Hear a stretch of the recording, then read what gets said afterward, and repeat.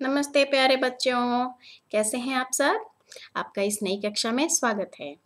तो बच्चों, आज हम कौन सा पाठ पढ़ेंगे? जी हाँ, आज हम पढ़ेंगे पाठ 16 जिसका नाम है अभ्यास। तो बच्चों, आइए इस पाठ को पढ़ते हैं। लेकिन इसे पढ़ने से पहले कुछ नए शब्दों को देखते हैं, जैसे कि गुरुकुल, गणित, औरत, निशान और विद्वान। तो आइए अब पढ़ते हैं। आओ, आज तुम्हें बहुत पुरानी कहानी सुनाते हैं। उन दिनों स्कूल नहीं होते थे। स्कूल की जगह गुरुकुल होते थे। बच्चे वहीं पढ़ने जाते थे। रात दिन वहीं रहते थे। पढ़ाई पूरी होने पर घर आते थे। बीच बीच में छुट्टियां होती थीं। वहाँ गरीब अमीर सब एक साथ पढ़ते थे। उन्हें पढ़ाने वाले गुरु भी वहीं रहते थे।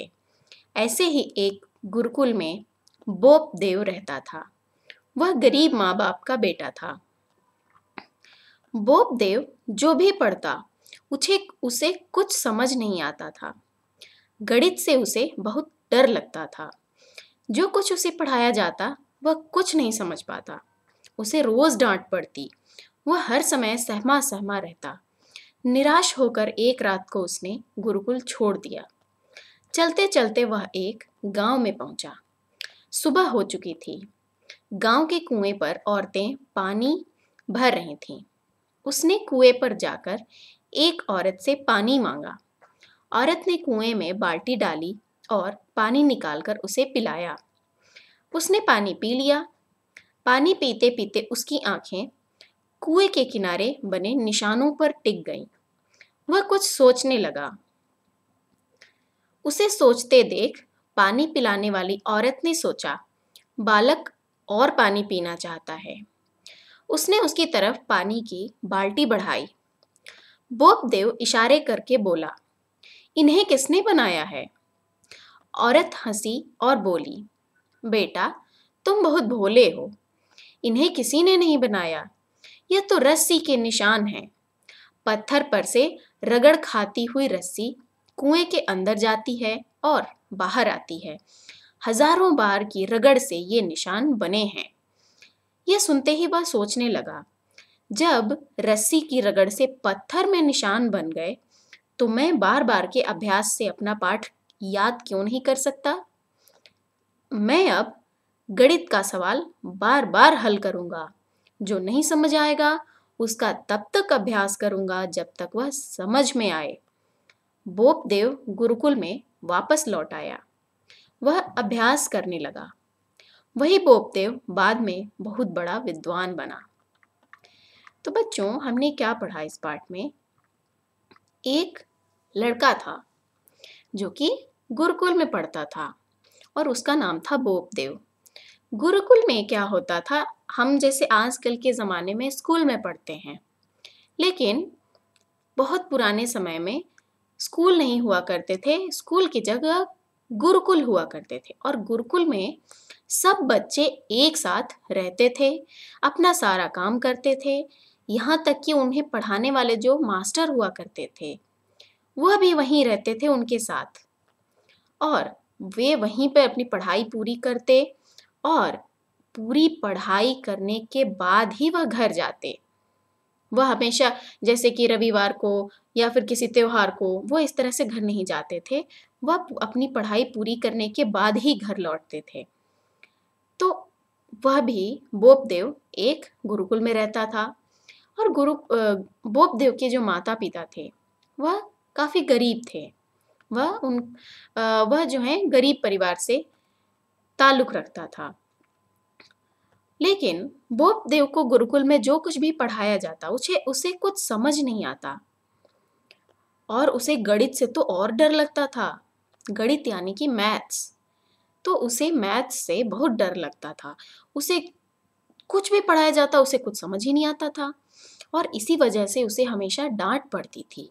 किससे डांट पड़ती थी? उसे उसके गुरु से डांट पड़ती थी। उसके जो भी वहाँ पर गुरुजन थे वह लोग उसे डांटते रहते थे कि तुम पढ़ाई नहीं कर पाते हो, तुम्हें कुछ समझ नहीं आता है। और इस वजह से वह डरा डरा सा रहता था, सहमा सहमा सा रहता था कि उससे कहीं कुछ गलती ना हो जाए, उससे फिर से कुछ नहीं होगा, वो नहीं पढ़ पाएगा और उसे फिर से डांट पड़ेगी, यही सब सोच सोच कर। और ये सब सोच सोच कर वह बहुत निराश हो गया। एक दिन उसने क्या किया कि गुरुकुल छोड़कर निकल पड़ा। उसने सोचा कि मैं यहाँ न रहूँगा, न पढ़ूँगा और न मुझे डाँट पड़ेगी।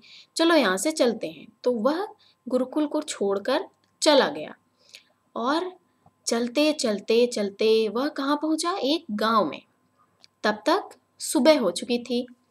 उसने देखा कि गाँव के कुएँ पर कुछ औरतें जो हैं पानी भर रही थीं। गाँव में अक्सर लोग कुएँ से पानी पीते हैं। तो उसने देखा कि कुछ औरतें जो हैं कुएँ से पानी भर रही थीं। तो उसने सोचा कि पानी पीते हैं, उसे प्यास लगी थी। वह एक कुएँ पर गया और उसने औरत से पानी माँगा। तो औरत ने कुएँ में बाल्टी डाली और पानी निकाल कर उसे पिलाया। उसने पानी पिया। फिर पानी पीते-पीते ही उसकी निगाहें कुएँ पर बने निशानों पर टिक गईं। जब आप जब आप कुएँ से पानी निकालते हैं, तो रस्सी की रगड़ से कुएँ के किनारों पर निशान बन जाते हैं। और यही हुआ, निशान बने हुए थे उस कुएँ के किनारे पर। और उसे बोपदेव देखकर यह सोचने लगा कि यह इतने गहरे निशान कैसे बन गए हैं? किसने बनाया है इन्हें? तो उसने यह बात उस औरत से पूछी। उस औरत को यह लगा कि बोपदेव जो है और पानी पीना चाहता है, लेकिन वह तो कुछ और ही सोच रहा था। तो उसने इशारा करके पूछा कि इन्हें किसने बनाया है? मतलब कि इन्हें किसने बनाया है? मतलब कि जो निशान वहाँ पर बने हुए थे कुएँ के किनारे पर, उसे किसने बनाया है? तो उसकी यह बात सुन के जो औरत है वो हँसने लगी। उसने बोला कि बेटा तुम बहुत भोले हो। तुम्हें ये नहीं पता, ये तो किसी ने नहीं बनाया है, ये तो अपने आप बन गए हैं, ये रस्सी के निशान हैं। वह रस्सी जो कि इस पत्थर से रगड़ खाती हुई नीचे जाती है, पानी लेकर फिर बाहर आती है और इसी तरह से इस कुएँ से हज़ारों बार पानी निकाला गया है, जिसकी वजह से, जिसकी रगड़ के कारण कुएँ के किनारों पर यह निशान बन गए हैं। तो बोपदेव जो है सोचने लगा कि जब रस्सी के रगड़ने से इतने मजबूत पत्थर में निशान बन गया, तो मैं बार-बार अभ्यास करूँगा अगर तो अपना पाठ क्यों नहीं याद कर लूँगा? मैं गणित के सवालों को क्यों नहीं समझ पाऊँगा? अगर मैं बार-बार उसे करूँगा, बार-बार उसको मैं कोशिश करूँगा, तो मुझे क्यों नहीं समझ आएगा? तो उसने यह ठान लिया, उसने निश्चय कर लिया कि अब मैं अपने सभी सवालों को, अपने सभी पाठ को तब तक अभ्यास करूँगा जब तक कि वह मुझे समझ में आए। मैं बार-बार उसका अभ्यास करूँगा। और फिर वह यह सोच के गुरुकुल में वापस लौट गया और वहाँ जाकर के वह जो है बहुत मेहनत से पढ़ाई करने लगा, बार-बार अभ्यास करने से उसको हर चीज़ें समझ में आने लगी। फिर आगे चल कर के कुछ सालों के बाद, कुछ दिनों के बाद वह बहुत बड़ा विद्वान बना। तो बच्चों, इस पाठ से हमें क्या सीखने को मिलता है कि अगर हमें किसी चीज़ को समझने में कठिनाई हो रही है, तो हमें उसे और करना चाहिए, हमें उसे और बार-बार करना चाहिए, जब तक कि हम उसे पूरी तरह से कर ना लें। जब तक कि वह काम हमारे लिए आसान ना हो जाए, तब तक हमें उसे करते रहना चाहिए। तो बच्चों, आप इस पाठ को अपनी किताब में पढ़िए। अब हम आपसे मिलेंगे अगले पाठ में। तब तक के लिए धन्यवाद।